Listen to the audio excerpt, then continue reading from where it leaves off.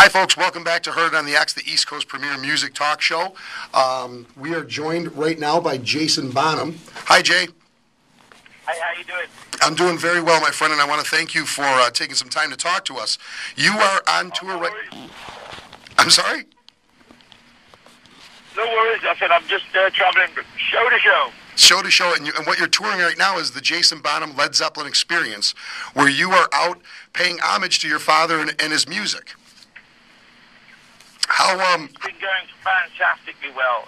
So far, every night is just an amazing experience. I never imagined in my wildest dreams that the reaction would be the way it is.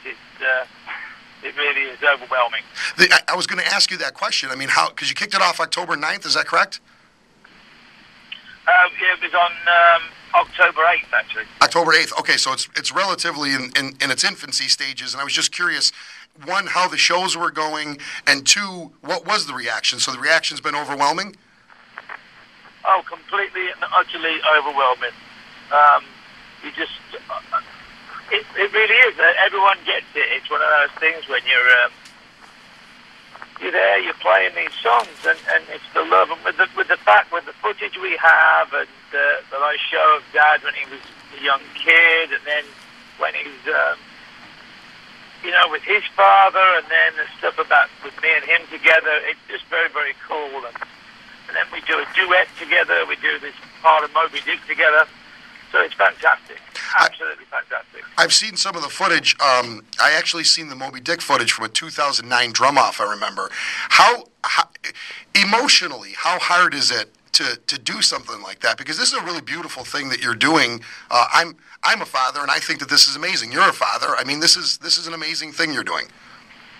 It's funny, when I do the Moby Dick thing, it's more concentration than it's the... songs like Thank You, with the footage of Dad as a child, and him growing up to when he meets Mom, that gets to me every night. That one really does get to me.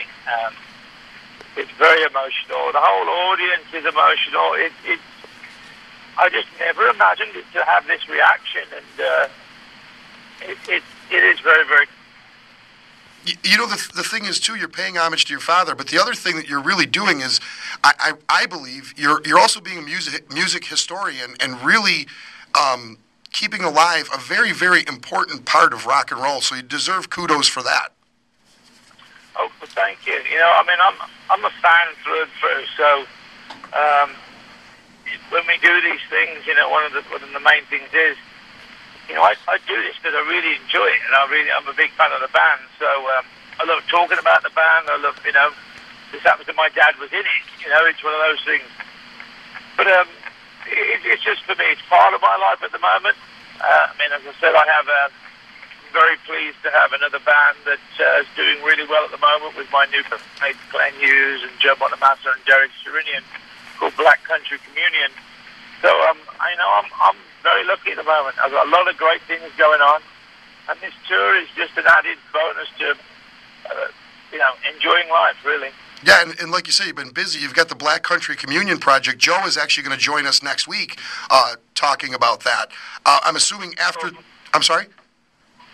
Cool. Yeah, I'm assuming after this project's over, then you concentrate back on that project, or do you plan on expanding this?